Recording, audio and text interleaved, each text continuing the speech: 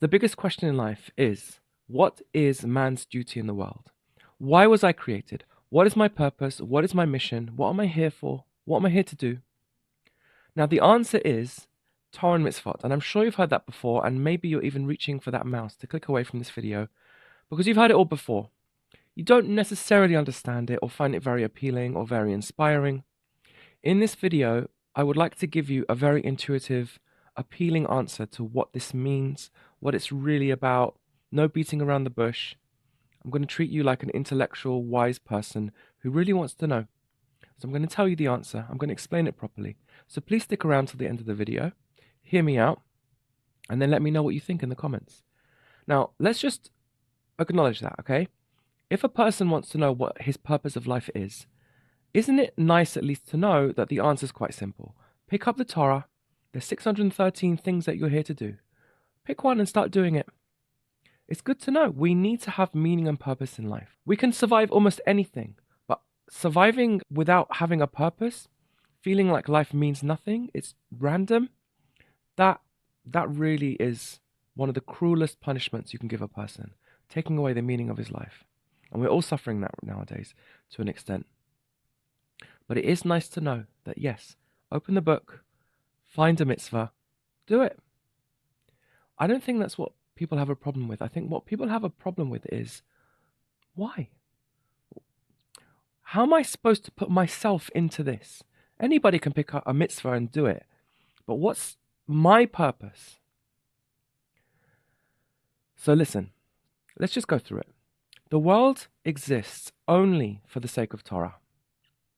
Torah and mitzvah are practically synonymous.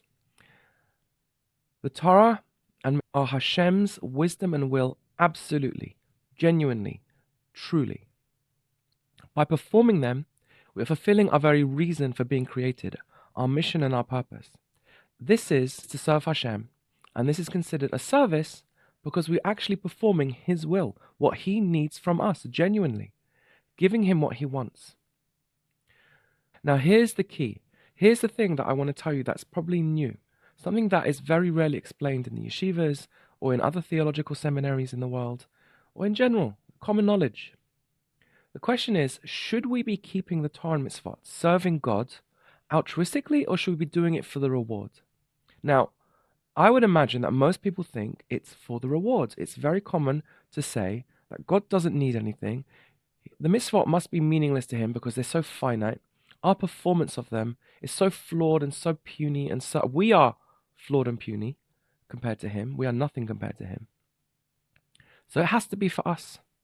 Now I'm going to dispel that myth in this video, okay? Listen. Ideally, yes, they should be done altruistically without thought for the reward. As Antigonos, the man of Socha, used to say, do not be like servants who serve the master with the expectation of receiving a reward, but be like servants who serve the master without the expectation of receiving the reward. Now, how to achieve that takes explanation, possibly a whole book or more, a whole 200 years of Chassidut. But let's bring a summary and introduction and give you an intuitive understanding of how it's supposed to work, hopefully to inspire you to take on further study. So, it says in Derech Hashem that Hashem created the world in order to give goodness from His goodness to another. He then proceeds to explain that our duty is to emulate God, and this is how we receive that good. So, what we know so far is that the best good is Hashem, and what's good about Him is that His desire is to give to another. Therefore, conclude that the best good of all is giving to others, serving others. I recently saw a little clip that said that one of the reasons why people fail at their marriages is because they stop serving each other. And he gives a very interesting comparison. When we're dating, we serve each other happily. We'll gladly drive out, we'll gladly pay, we'll gladly do anything for the other person, even take out the rubbish. As soon as we get married, as soon as the ring's on the finger, we stop doing that. We make a huff and a puff when we take out the rubbish, the trash. We have a huff and a puff to go out on a date and to spend money.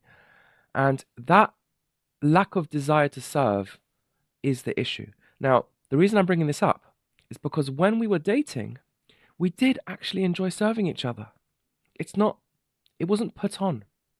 The The fact that we stopped after marriage is another question. And I'm not going to deal with that here. I've got a whole series on intimacy and marriage that I'm working on right now.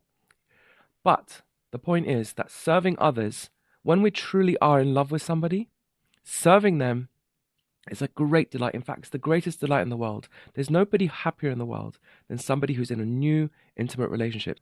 Where does this come from? Well, Hashem gave us a good Mashal in Song of Songs, Shir HaShirim. I am for my beloved is for me.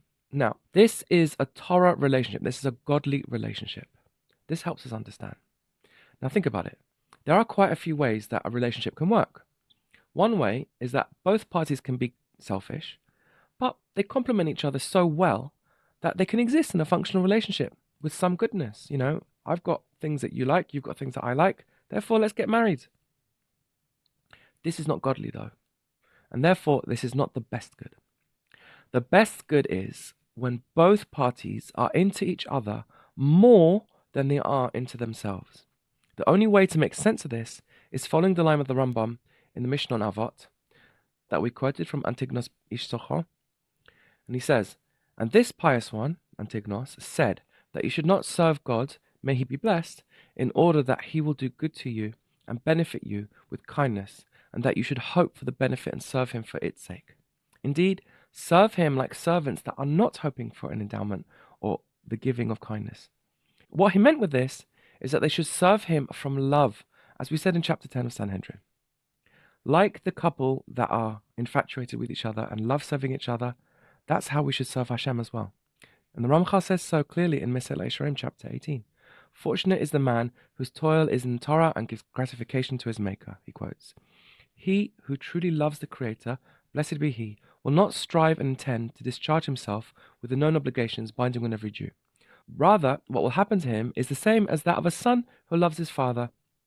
Even if his father reveals a slight indication of something he desires, already the son will strive greatly to the best of his ability to fulfill this thing or service. Conclude from all this that the greatest good is serving others, one's beloveds. Taste and see that Hashem is good. By default, our entire orientation in life is to gain pleasure by fulfilling our own desires and wants. During that time, the idea that serving others and giving to others might be pleasurable sounds far-fetched, and at best is a nice little idea that probably is true to some extent. The truth is, it takes wisdom via Torah learning and experience, i.e. taste it, via performing mitzvot, especially getting married and having children, for one to see the truth of it.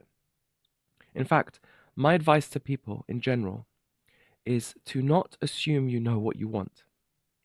This is one of the ways that our own arrogance gets to us, especially in our youth. We think we know what we want and we think that's never going to change. And there's no interest in considering that we might be wrong in that. And we end up making decisions that ruin our lives.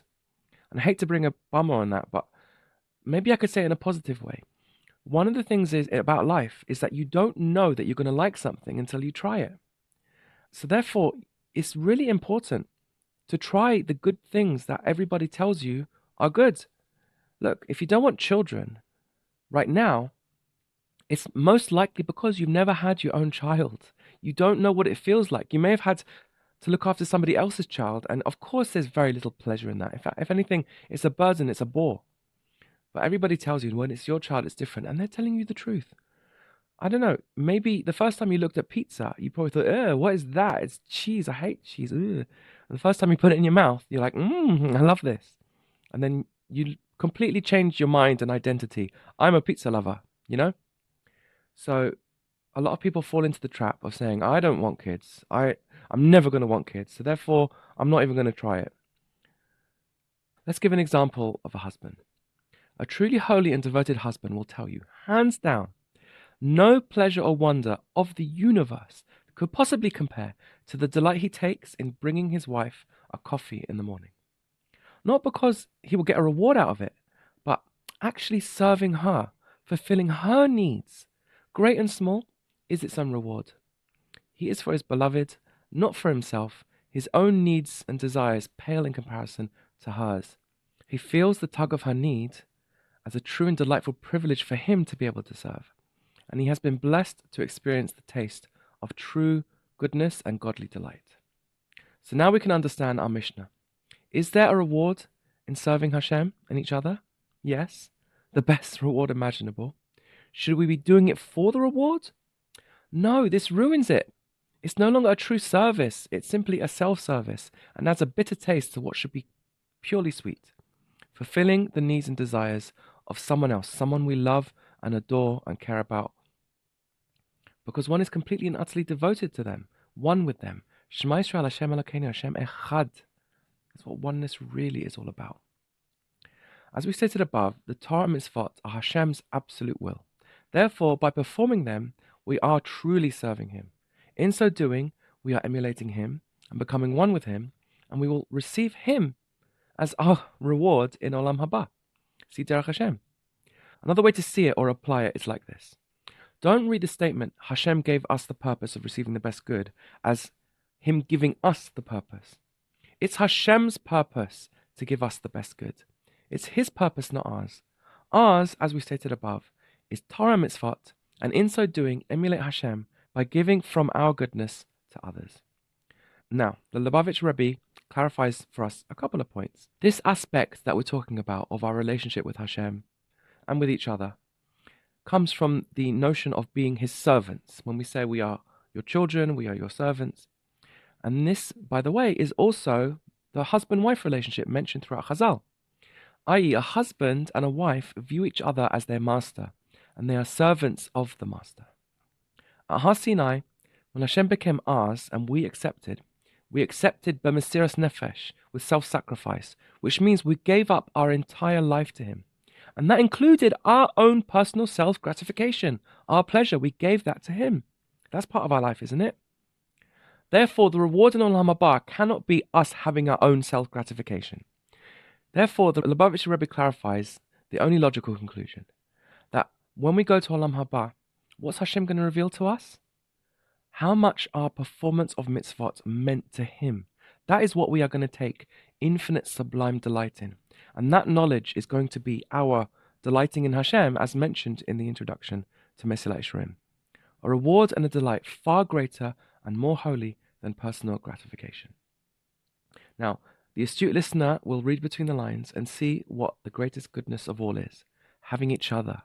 Not the things about each other, but each other ourselves.